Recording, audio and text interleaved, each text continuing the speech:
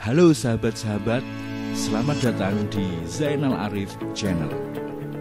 Untuk kamu lulusan SMA, SMK, MA, paket C atau para orang tua yang memiliki putra-putri yang hendak mendaftar UTBK SBMPTN 2020, maka Anda berada di channel yang tepat. Karena apa? Karena video kali ini merupakan rangkaian video informasi pendaftaran masuk perguruan tinggi negeri dari berbagai jalur seleksi. Dan kali ini saya akan memberikan informasi tentang pusat UTBK SBMPTN 2020. Memilih pusat UTBK merupakan salah satu hal yang penting. Karena apa? Nanti akan saya jelaskan dalam beberapa segmen di video ini. Maka dari itu, tonton terus video ini hingga selesai. Namun, sebelum kita bahas lebih lanjut tentang pusat UTBK ini, agar kamu tidak ketinggalan informasi penting lainnya, klik tanda subscribe dan aktifkan loncengnya. Jangan lupa pula untuk like, komen, dan share ke teman-teman melalui media sosial kamu. Jika ada pertanyaan, silakan sampaikan di kolom komentar agar kita bisa terus berbagi informasi dan kebaikan di Zainal Arif Channel. Sekilas tentang UTBK.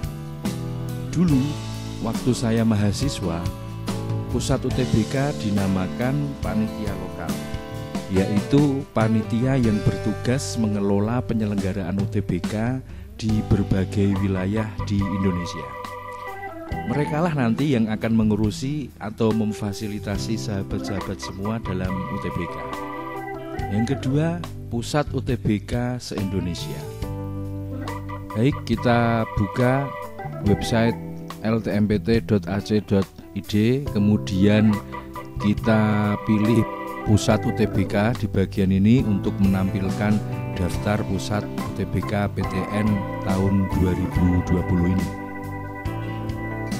Di situ akan tertera nomor, kode, kemudian pusat UTBK PTN, alamat pusat UTBK PTN, kode pos, kemudian nomor telepon pusat UTBK PTN dan emailnya juga. Dimulai dari Universitas Syah Kuala yang ada di Aceh, berarti di ujung Sumatera sana ya ini. Nah, silakan sahabat-sahabat lihat dan perhatikan mengenai daftar pusat UTBK. Siapa tahu ini nanti pusat yang akan dipilih. Ini alamatnya, kemudian ini kode posnya, ini nomor teleponnya dan nomor alamat emailnya. Kemudian ada Universitas Maliku Saleh, Universitas Tengku Umar dan sebagainya. Kita coba untuk scroll ke bawah secara pelan-pelan agar teman-teman juga bisa sambil melihat dan memperhatikan masing-masing pusat UTBK dengan alamat beserta nomor kontak yang bisa dihubungi. Nah, setelah ini kita terus scroll bawah. Ini ada Institut Teknologi Sumatera Sultan Ageng Tirtayasa di Serang, Banten, kemudian Universitas Indonesia, Universitas Negeri Jakarta juga, UPN, sampai di bagian ini ada Institut Pertanian Bogor, alamatnya di sini, nomor kontaknya ini, kemudian emailnya juga ada di situ ya. Selanjutnya kita scroll ke bawah lagi. Nah, ini Universitas Siliwangi yang ada di Tasikmalaya, kemudian ini mulai PTN di Jawa Tengah, Unsud atau Jenderal Sudirman ini, nomor kontaknya di sini, kemudian emailnya juga ada di sini.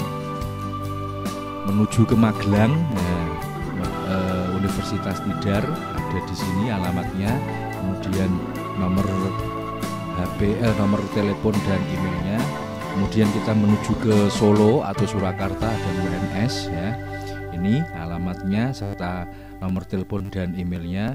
Kemudian masih di Surakarta kita ketemu Institut Seni Indonesia Surakarta. Nah, ini alamatnya.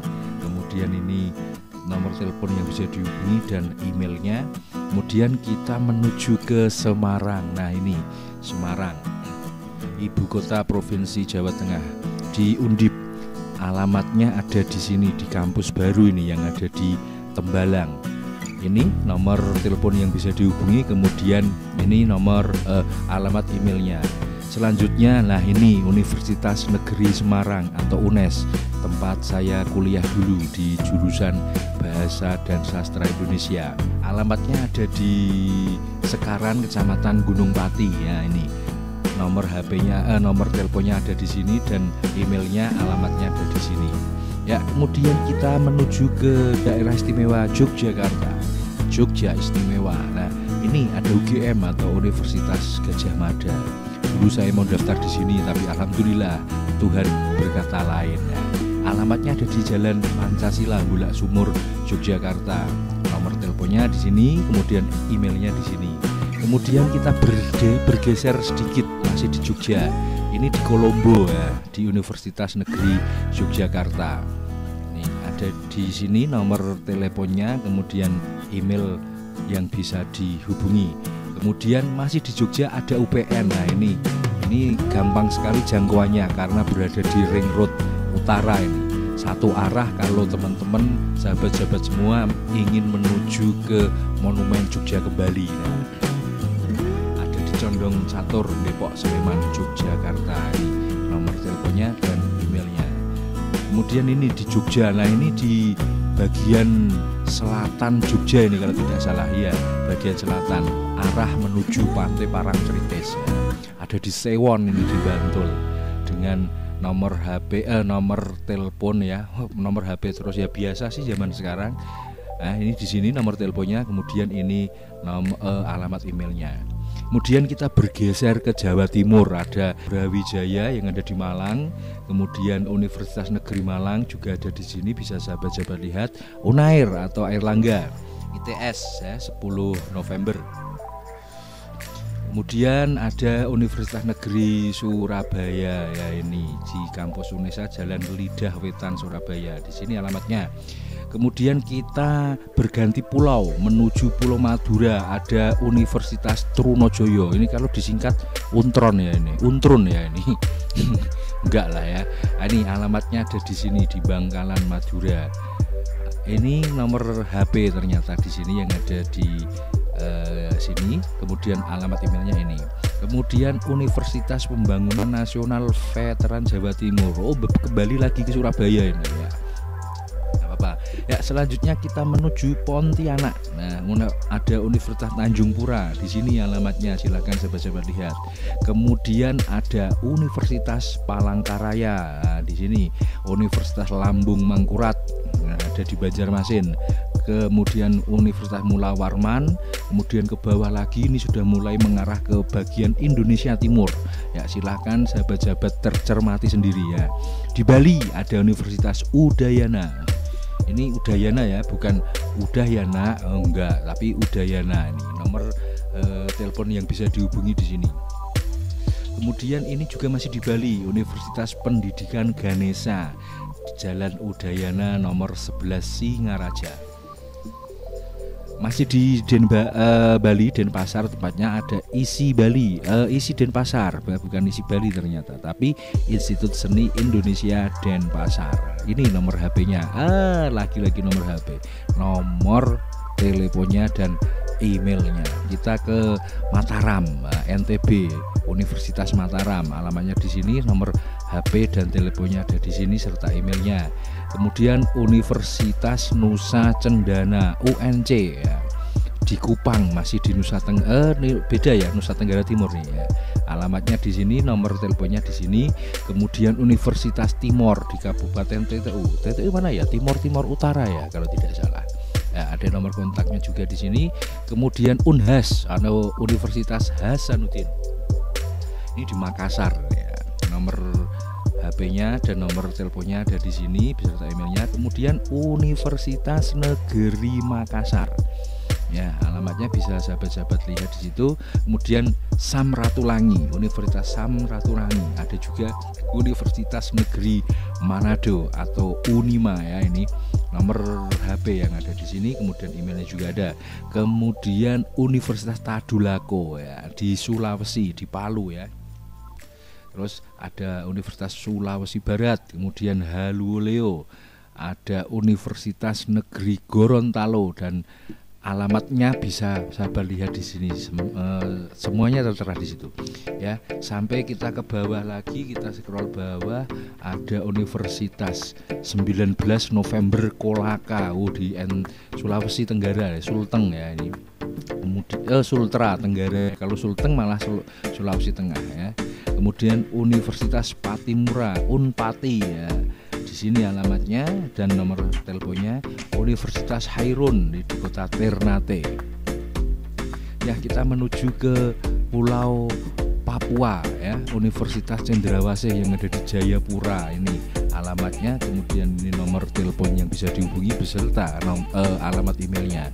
Kemudian ada Universitas Musamus Merauke, Universitas Seni Budaya Indonesia Tanah Papua, dan terakhir Universitas Papua. Jadi ada 74 pusat UTBK yang sahabat-sahabat bisa pilih untuk mengikuti UTBK SBMPTN 2020. Nah, itu tadi informasi tentang pusat UTBK yang bisa sahabat-sahabat pilih. Selanjutnya, mari kita bahas tentang seberapa penting dan tips memilih pusat UTBK. Tips yang pertama, pilih pusat UTBK terdekat. Pilih pusat UTBK yang terdekat dengan tempat tinggal kamu sekarang. Mengapa demikian? Ini untuk efisiensi waktu, jarak, dan juga biaya. Terlebih lagi saat ini masa pandemi belum berakhir, jadi tentu ada pula rasa khawatir. Nah, bersyukur bagi kalian yang rumahnya dekat dengan pusat UTBK, apalagi jika satu kelurahan atau kecamatan misalnya. Tips yang kedua, online bersama. Saat menyelesaikan proses pendaftaran UTBK, setelah membayar kode bank bagi peserta reguler dan KIP kuliah yang memenuhi persyaratan, usahakan menyelesaikannya bersama-sama dengan teman. Tapi tetap dilakukan di rumah ya. Jangan berkerumun dan kita harus mematuhi social and physical distancing juga. Nah, ini kampanye sedikit menjadi duta corona, boleh lah ya. Nah, kamu bisa memanfaatkan media sosial untuk berkoordinasi dengan teman-teman tentang kapan waktu pelaksanaan menyelesaikan pendaftaran itu. Mengapa demikian? Karena lokasi detail di mana kita akan mengikuti UTBK nanti ditentukan oleh LTMPT selaku panitia melalui sistem. Kita hanya bisa memilih pusat UTBK saja. Persoalan tempat tesnya, entah di kampus atau sekolah-sekolah yang diajak bekerja sama, itu ditentukan oleh sistem. Kurang lebihnya begini, siapa yang menyelesaikan pendaftaran lebih dulu, maka dia akan mendapatkan urutan tempat sesuai yang telah ditentukan panitia. Nah, ini ya intern panitia begitu ya. Misalnya, panitia menyediakan tempat UTBK di kampus A dengan daya tampung 100, kemudian sekolah A dengan daya tampung 25 dan sekolah C 10 kuota misalnya.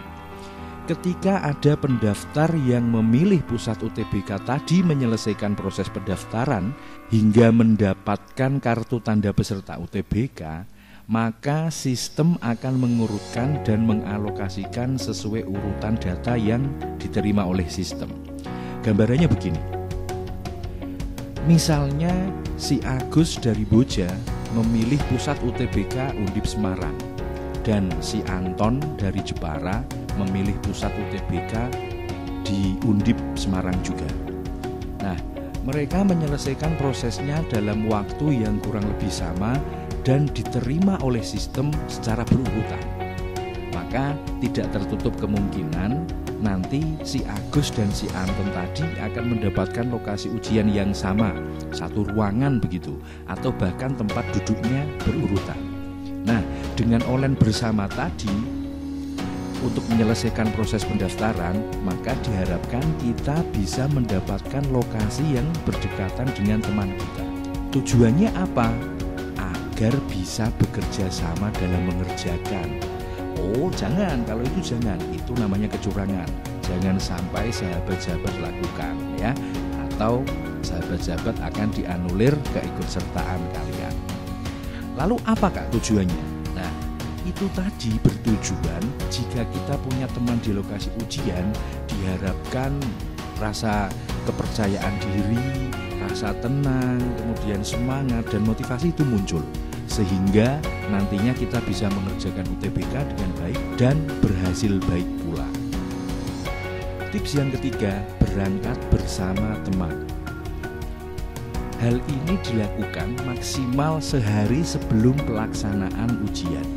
Tujuannya agar kita bisa mengetahui atau melihat lokasi ujian terlebih dahulu, sehingga kita tidak kebingungan mencari lokasi menjelang ujian dilaksanakan, atau bahkan malah terlambat ikut ujian.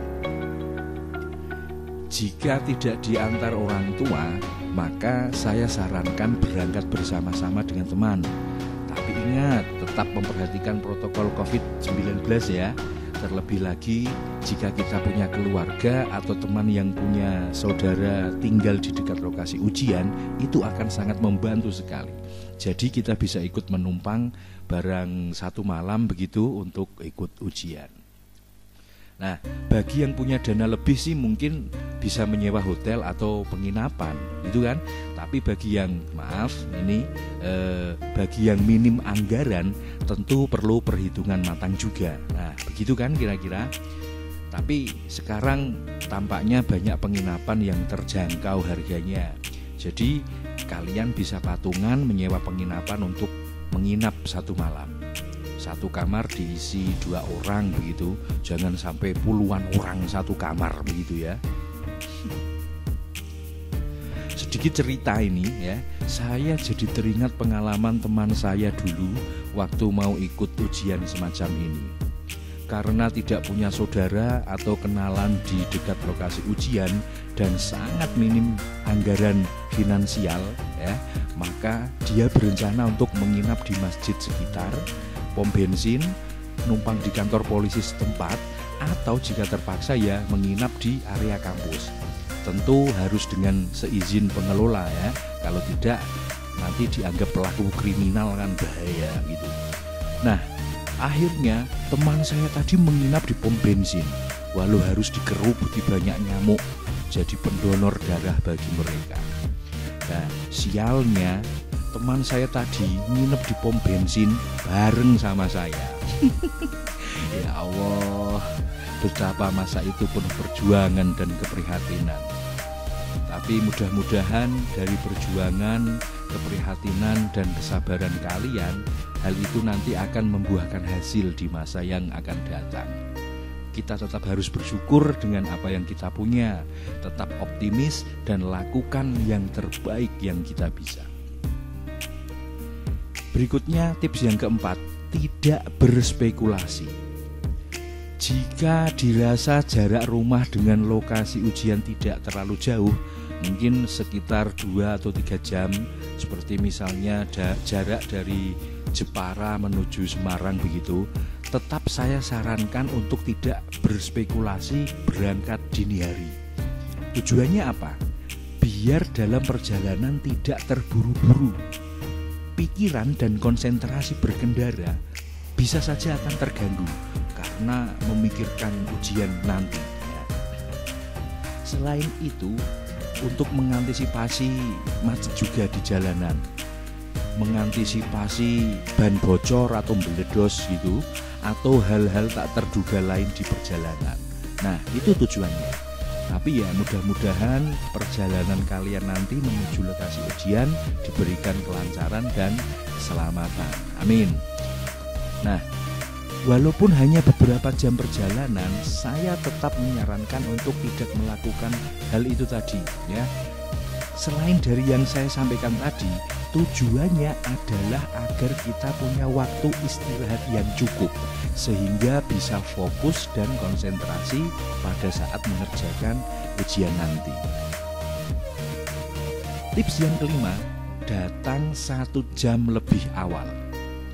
Ini juga bertujuan untuk mengantisipasi macet dari lokasi menginap, karena kan pasti akan sangat banyak peserta yang menuju ke lokasi ujian yang sama dengan kita. Nah, selain itu, mengapa 1 jam datang lebih awal? tidak ada salahnya juga untuk kita berinteraksi atau berkenalan dengan peserta lain agar terbangun motivasi dan rasa percaya diri dalam mengerjakan ujian nanti. Tips yang keenam, persiapan sejak dini. Saya yakin tentu kamu sudah jauh-jauh hari menyiapkan hal ini dengan belajar giat semaksimal mungkin, mempelajari soal-soal tahun sebelumnya dan lain sebagainya. Manfaatkan waktu stay at home ini untuk belajar, terus belajar, penuh semangat meraih prestasi, dan mengesampingkan hal-hal lain yang sekiranya tidak penting. Jangan lupa sebelum ujian nanti untuk meminta doa restu orang tua, keluarga, guru, atau orang-orang yang kita sayangi dengan harapan mereka ikut mendoakan keberhasilan kita. Dan yang tidak kalah penting, berdoa kepada Tuhan Sang Maha Segalanya. Setelah kita berusaha sekuat tenaga, hasilnya serahkan padanya. Nah, itu kira-kira yang bisa saya sampaikan terkait dengan strategi dan tips memilih pusat UTBK. Mudah-mudahan bermanfaat untuk sahabat-sahabat. Sampai jumpa di video saya berikutnya. Salam sukses untuk kita semua. Salam dari saya, Zainal Arif.